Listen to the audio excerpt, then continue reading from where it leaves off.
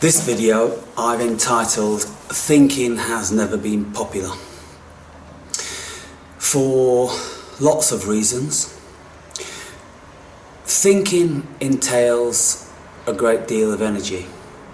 Critical thinking involves a good deal of intelligence. There has to be a great design behind the nature of critical thinking.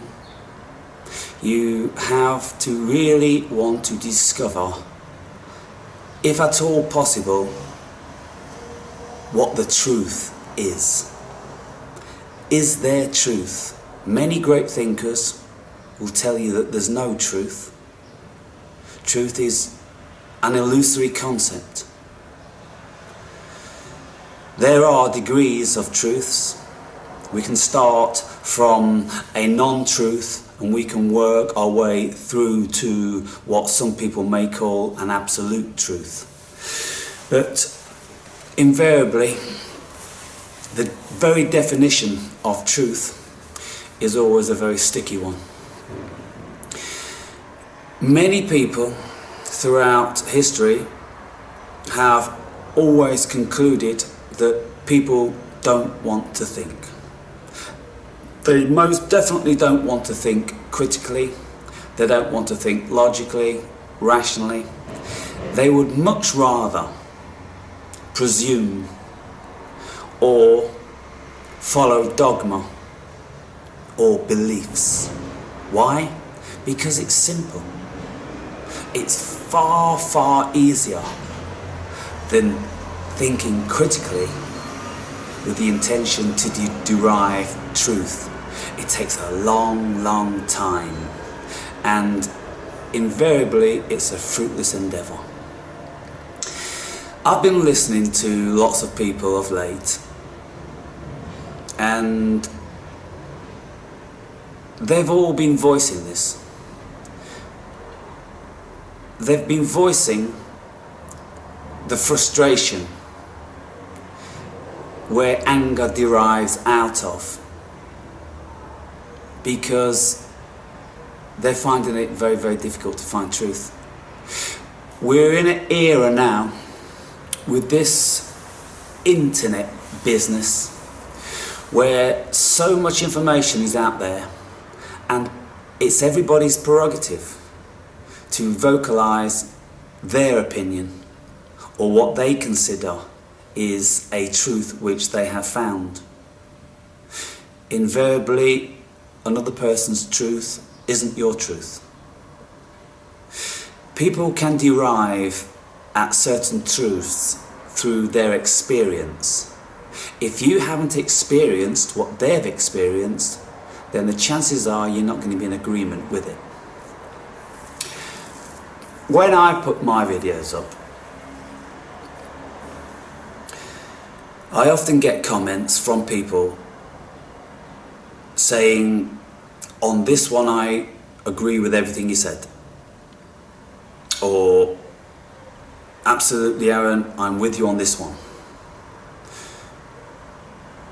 Many of my videos don't get a single comment, and I look at that and I question why that is, and I conclude that it's simply because the people who have viewed my videos haven't had my experience, and so they cannot conclude what I have concluded, or they are not free enough from their biases, from their emotional attachment to certain information which they've been privy to in their lives. They're not free from that to be able to view another perspective with equal energy. This is what philosophy is about, and this is what I do. I'm not a truth seeker. I don't have any biases. I'm not trying to sell anything to you. What I've said in the vast majority of my videos is think for yourself. Really try to be a critical thinker. Absorb all the information, look at it on equal terrain. Don't set out with a bias to reiterate or re-bolster your belief system. This is what so many people do.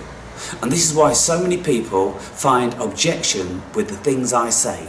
Because one day I can look at something from this perspective and the next day I'll look at it from that perspective. And this throws people. They ask themselves, what is Aaron on? How can he think this and how can he think that? How can he say this and how can he say that? Because I don't have any relationship which I'm bound to with any of it. I'm looking at it with equal energy. And because I have a facility which has derived out of the study of philosophy, which enables one to look at any given scenario from as many perspectives as is possible. And so I don't give any particular theory or perspective any more energy than I do the next. What I've noticed with a good number of my friends within this arena and with my associates is that there is a certain something which is being brought about in this particular epoch, in this particular paradigm of a mass influx of information. What is happening now is that we are being privy to the vast deception that we are dwelling within. There is information which one could consider their truth out there, but when you're looking for it, you're going to come upon so much deception, so much stuff which is designed to lead you so far away from you discovering any truth. There are certain organisations which that is their arena. They specialise in misinformation, disinformation, to throw so-called truth seekers off track. When you look at the political agenda, when you look deep inside it, you will discover that there are about 2,000, in America alone, 2,000 top secret societies, entities, facets of government, institutions, collections of people with agendas, whatever you want to call them. It's their intention to take the world in a particular way and to obfuscate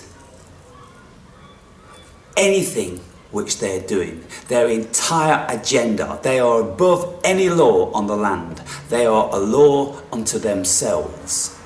The likes of presidents are so far down the hierarchical system, it's mind-blowing for the person that thinks governments are in control of the world.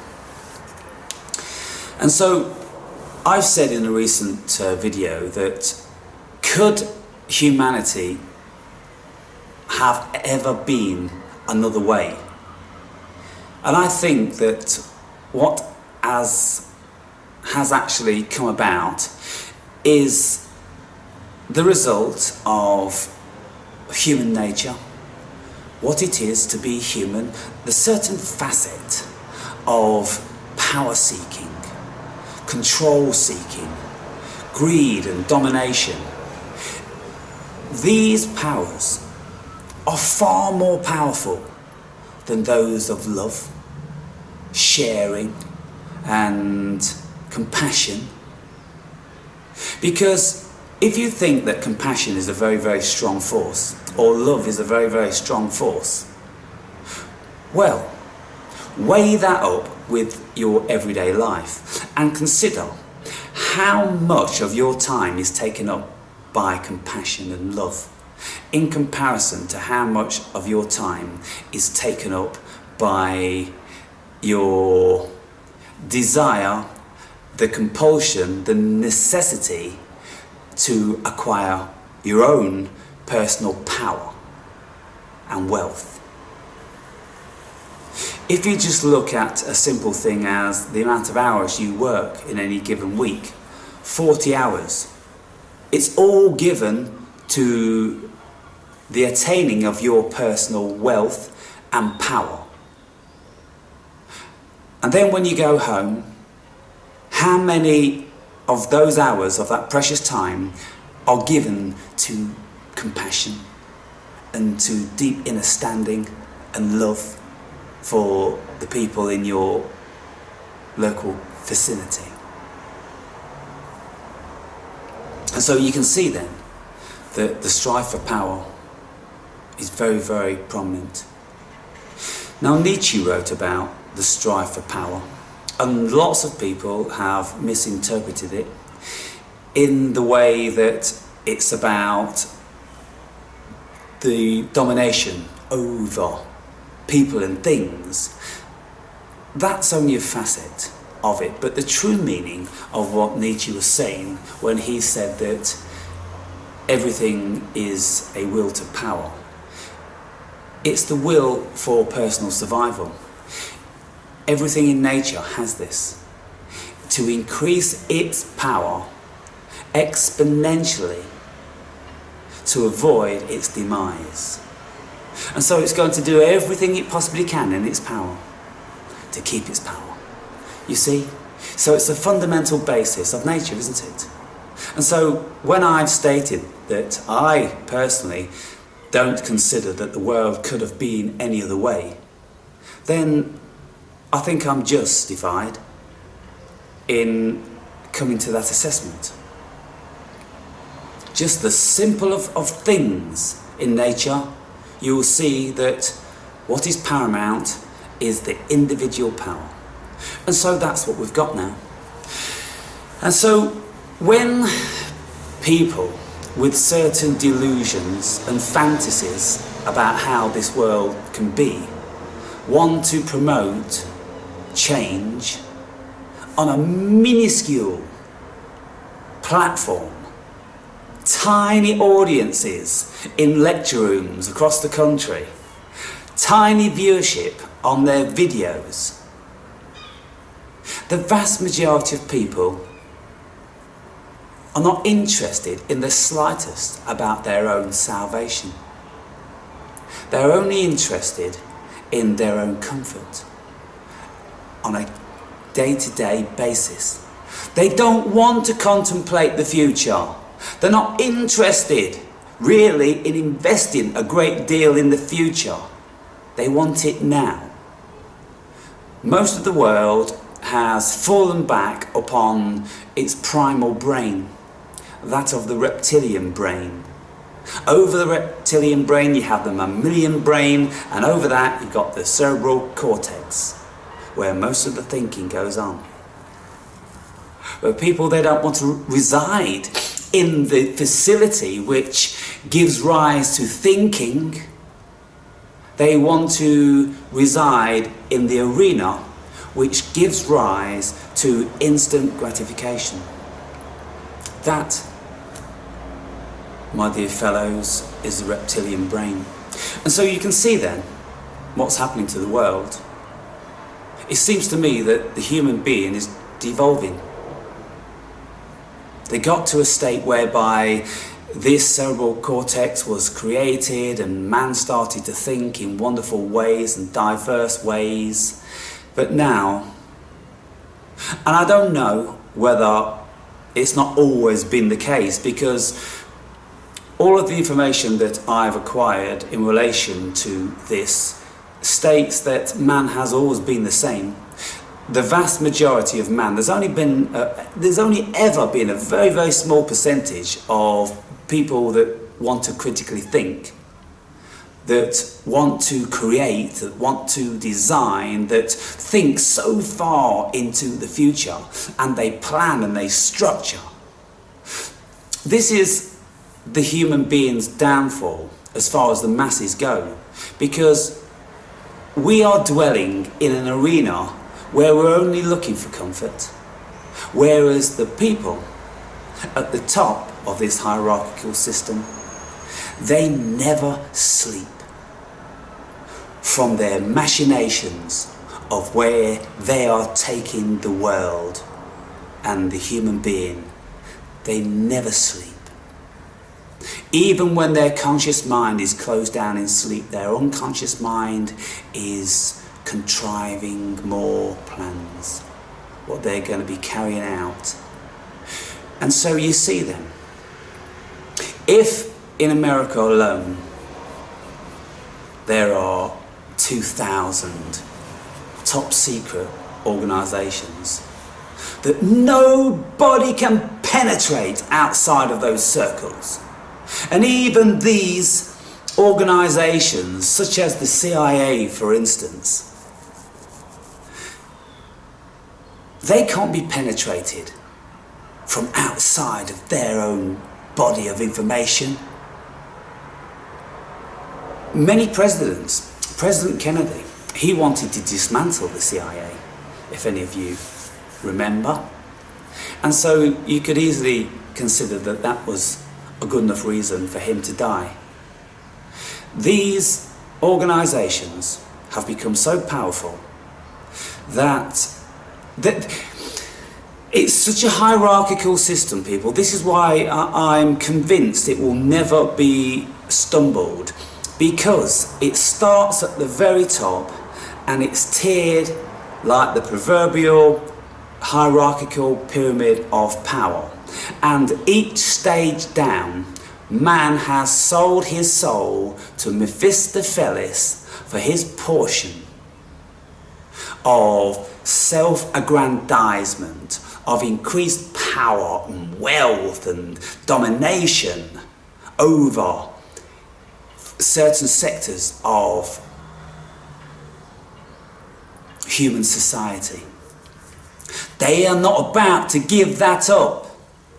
Look at police chiefs, look at politicians, even look at the local bobby on the street predominantly. They are so immersed in their own fulfillment of the strive for power. They've got a smidgen of this power which is given to them by the organisation which they are employed by. And they're going to do most anything the organisation says, even if it's a detriment to his fellow man, because he is feathering his nest and his ego. He's self-aggrandizing, and he doesn't want to give that up to become a nobody when he can be a little bit of a somebody in virtue of the enormous power that he can call upon with one radio call. You see, when you look at the psychology of that, the individual doesn't want to give their power up. And so this is why the world will never change. It will always be under this shroud of secrecy and manipulation and seeking of power. And so for us then, down here, at the bottom of it, completely on the bottom of it, I'm not even a traffic warden. I don't have any power whatsoever in that regard, where I can enforce you to make a payment to the government which employ me, and they give me my little peaked cap and my uniform to make me feel proud about my achievement. I don't even have that power. And you know what? I don't want it. Because I have a greater power than that. A power that is far more expansive than that. And that's the power of knowing that I am. and the acquisition of knowledge and experience which I've gained about all that.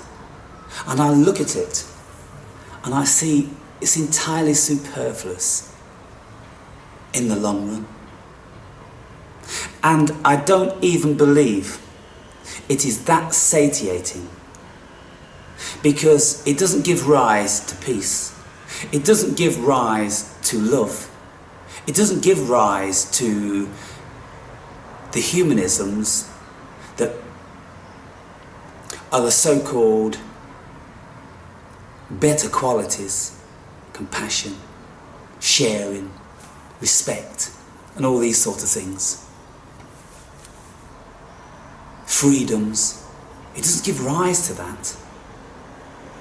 When you're up there, when you're in one of these positions, you want to close all that down. You're not interested in compassion. You're not interested in sharing. You want to give as little as possible to keep as much for yourself as possible.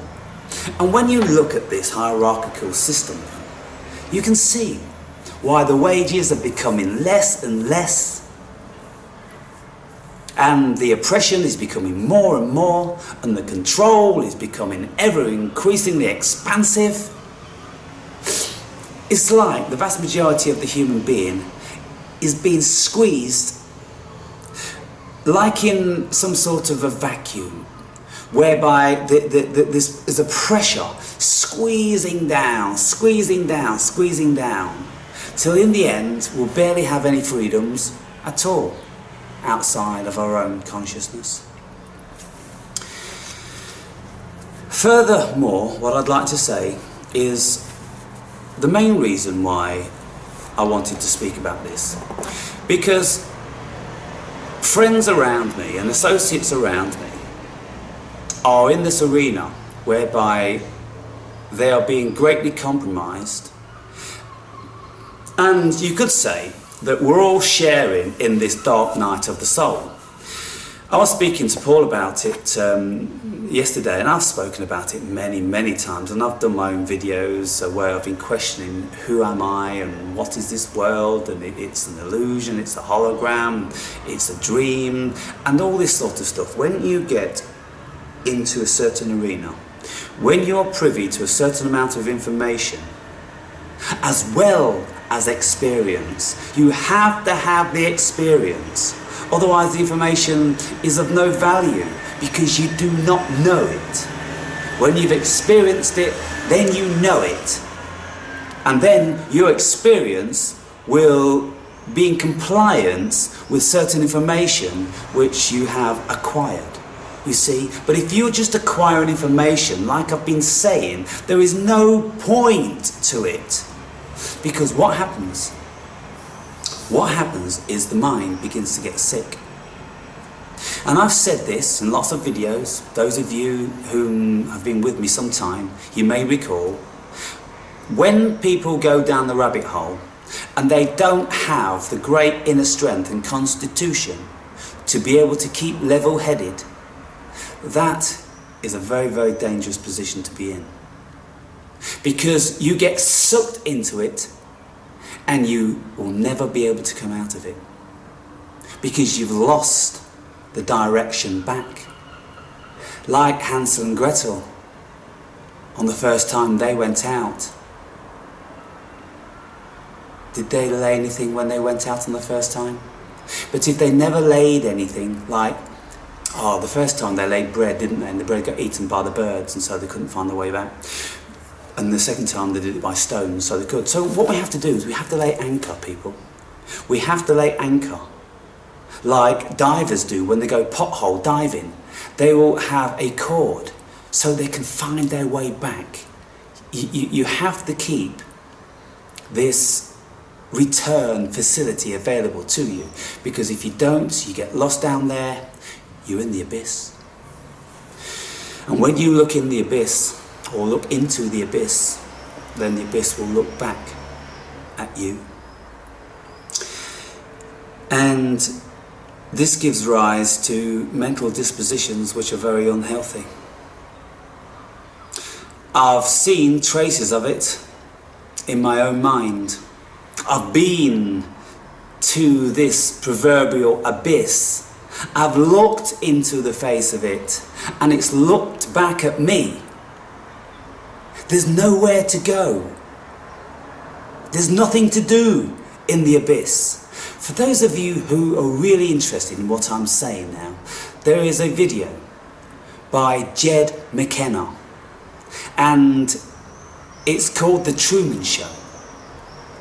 In that video, he depicts Truman where he realizes he's in a show. And so he sets out to escape. And he comes to the edge in the boat, doesn't he? And he goes up the stairs and he goes out that door. Finally, Jed McKenna says, that wasn't the end.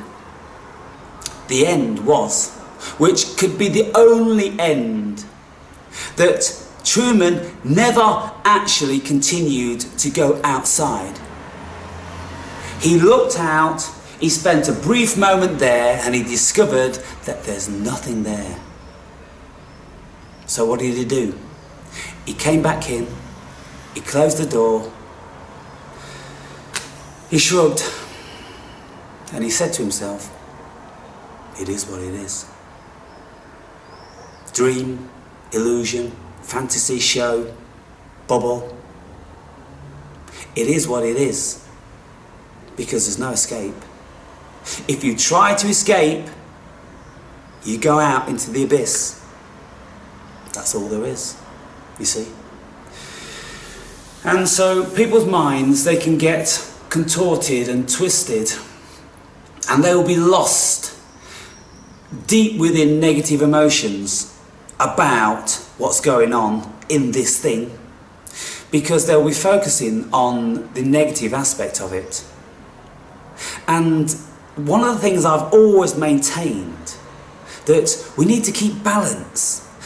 I'm not averse to the negative aspects of it, because the negative aspects of what you will learn here in this dimension are of great value, but you cannot dwell within them.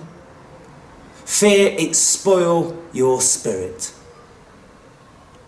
and ruin this life for sure, and break down the rationale within your mind.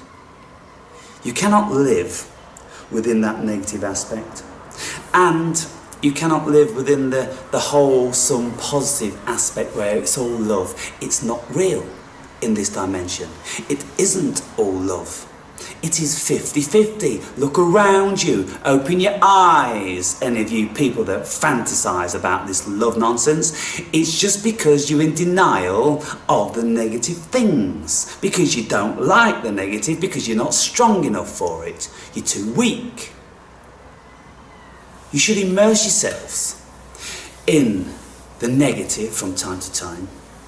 And if you're strong enough, you will see that in actual fact, it's not entirely negative.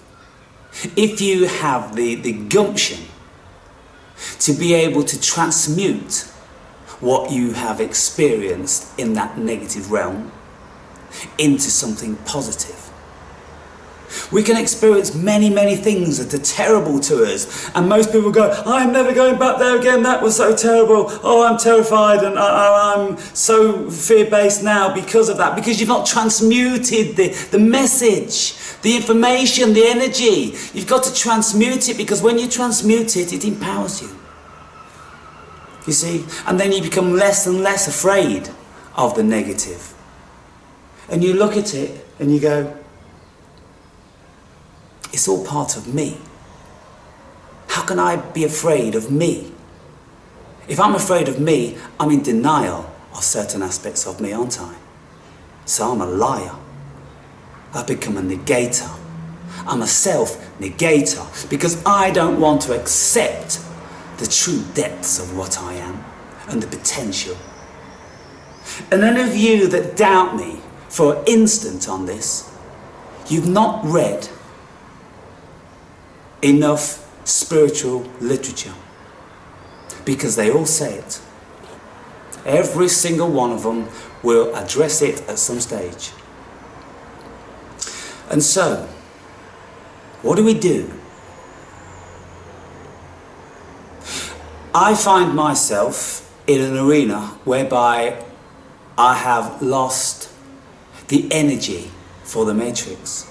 I used to have an enormous amount of energy for the Matrix, and this is why I achieved what I achieved whilst I was within it.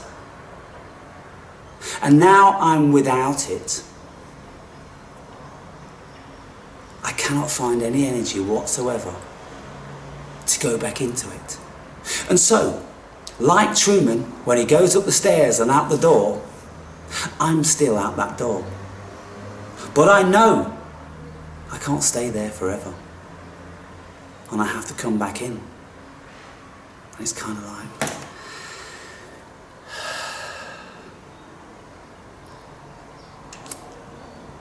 okay, it is what it is. There's certain rules and laws within it that you have to be in compliance with. What alternative do people like me have? I can become a vagabond. I can say to myself, I'm not getting involved with that Matrix, and then I can become a beggar, like many people do. That's about the only alternative. The other alternative is that if I continued to do this and promoted myself far and wide enough, then maybe I could earn a living from what I'm doing. So therefore I wouldn't need to go back into the Matrix. I could just be speaking from the Matrix about the abyss, about the event horizon. This event horizon which is round the black hole. Once you go past the event horizon into a black hole, there ain't no coming back. But fortunately, for most, when you go over the event horizon from the Matrix into the abyss, you can come back. And so you come back wiser, and you come back calmer and more resigned and much more philosophical about the whole thing. And you just look. That's basically all you want to do. You just want to look because you find it so amazing. It's all incredible. If you can come away from it, I guess it's a little bit like an astronaut when they look down at the Earth, if indeed they ever have. What must they be feeling? They're out of the Earth's atmosphere. They're in space. They're in the abyss, aren't they? Of nothingness. They're there. Without any of this spiritual training. They've left Earth. My God, what an emotional pull that must be. It must be terrifying. As well as exhilarating. But I'm pretty sure that the exhilaration wouldn't be as profound until you're back on Earth. Because if you're up in space, there's certain... You couldn't be 100% exhilarated because you still carry the uncertainty and the fear of never returning, you see. And so this is like then going out of the Truman Show. You can be out there for a while and you can observe the world from that perspective. But just like an astronaut, they can't stay floating in space looking down at Mother Earth. It's what we belong to. And so we have to come back. When an astronaut comes back, if you've listened to the speeches given by Buzz Aldrin,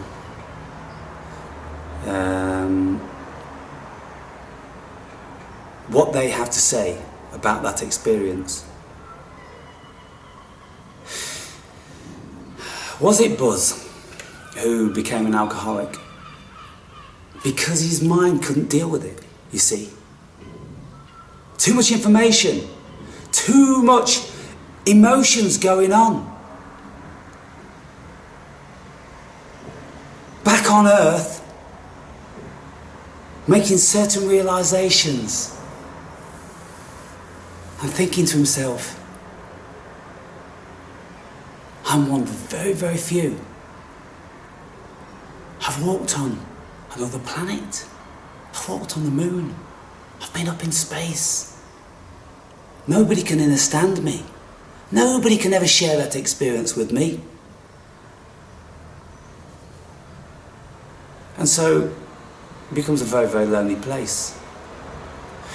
And so people then, lots of you maybe, who for some reason have fallen down a rabbit hole. You fall down it. It's not a conscious thing that we do. If it was a conscious thing that we do, then it would appear that many, many people would be doing it. But you see, it involves thinking and inquiring and being open-minded, being afraid, being terrified, having your whole world torn apart. But you're prepared to do that because you want some answers. And so we're looking for the answers, but we don't really find any until at a certain stage in our personal development we make a certain realization that there are no answers as such, and that which you have been looking for has been here all along.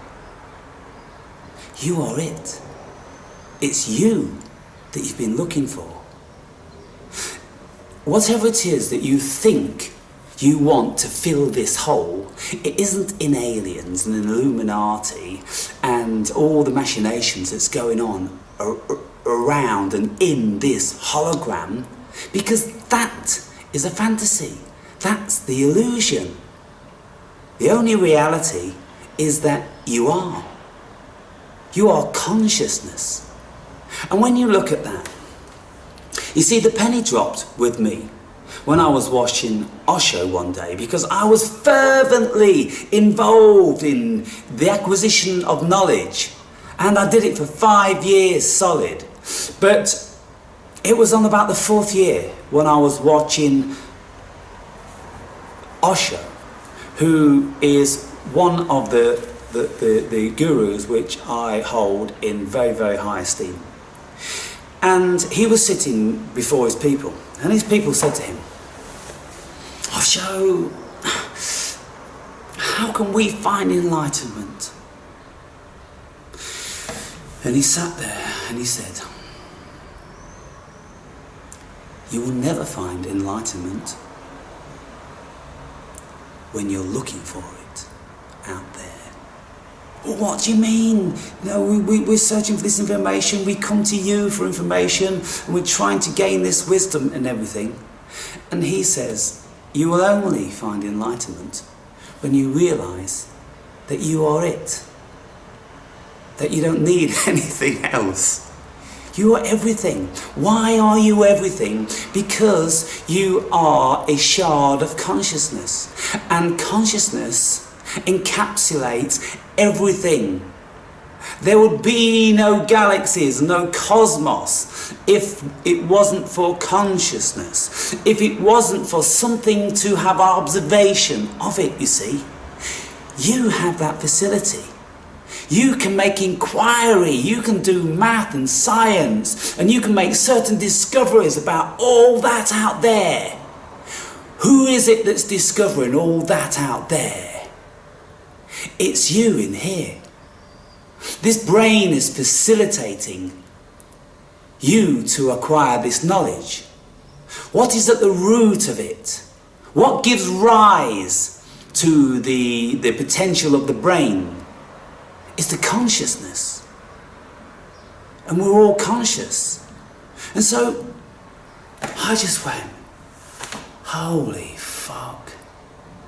I've been running around the world with great haste, climbing mountains and scuba diving on wrecks and skiing down dangerous slopes and trekking through intrepid jungles with all different sorts of venomous creatures and all this sort of stuff. Gathering up information so I could feel whole, satiated. And it wasn't until I stopped doing all of that and I was just listening to some old man that I finally realised that all of that was just partaking in the fun aspect of what this paradigm has to offer. But it wasn't going to lead me to myself. What leads you to yourself is sitting down and contemplating the self. Meditating upon the self, clearing the mind and realizing the self, which is a pure, unadulterated clarity of nothingness. That's what you are, you see. Isn't it a paradox? You think you're this body, you think you're this brain, you think you are this experience, when in actual fact all that diminishes. It will all go back to whence it came, in the ground, in the constant toiling of the circle of life. But one thing out of that will remain is the awareness. And so, once you've cracked that little nut, once you really grasp that which I am, then you'll be settled. And you'll just look at this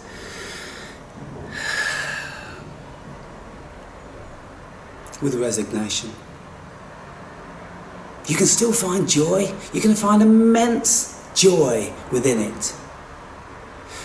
The resentment and the hate and the frustration, all of that stuff subsides because you know it pertains to the illusion. And it doesn't matter what happens to this body, it's never going to change that I am. And so when you have this certain invincibility, as far as that's concerned, then you don't take this thing so serious. You don't take the negative aspects of it so serious. Instead, you open yourself up to looking at the wonder and the amazement and the beauty and how stimulating potentially it can be. And then you start to try to engage with people and you want to share it, and it's kind of like, hey, do you know about this? And do you know about that? But time and time again, people don't. And not only do they not know, they don't want to know.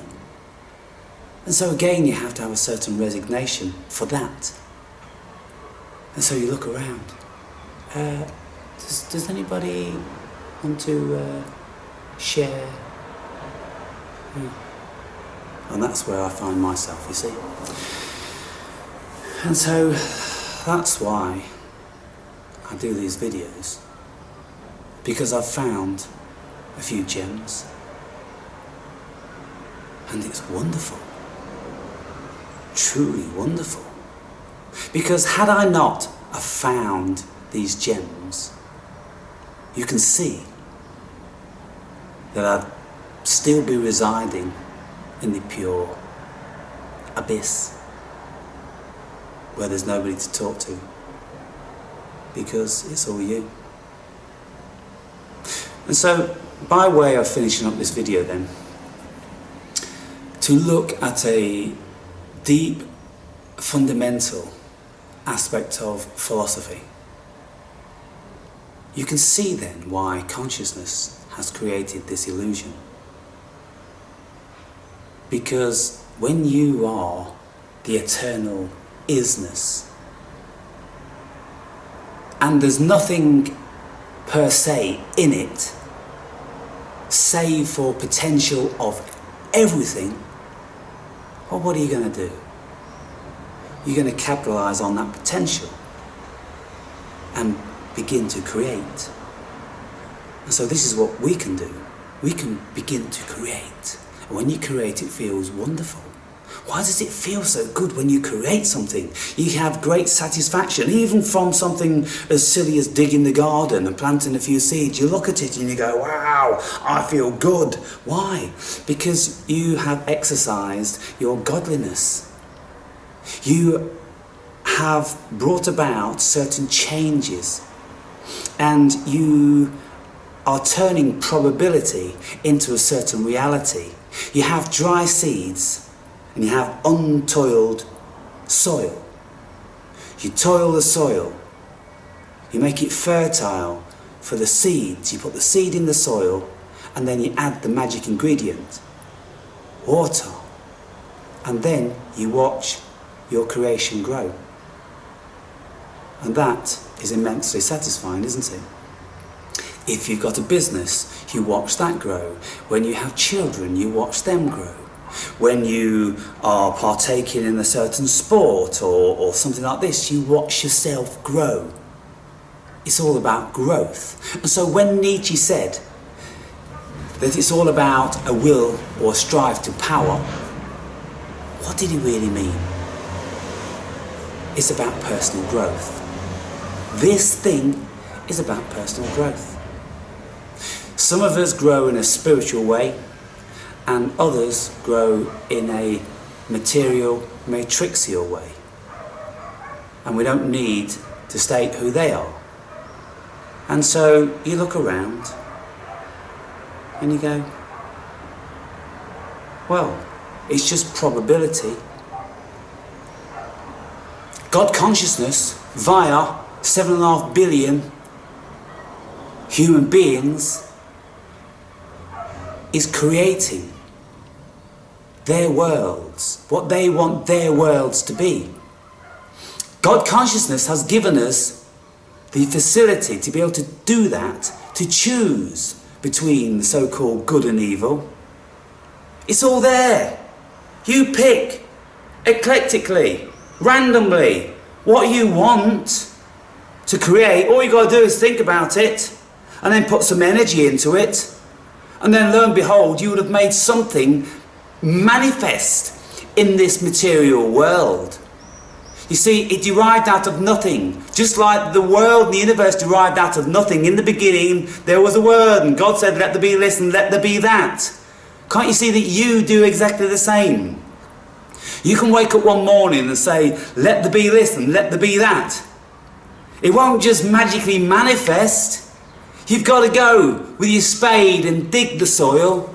You've got to buy the seeds. You've got to plant them, and then you've got to add the magical ingredient. And then you can watch your creation grow. Have a great day, people.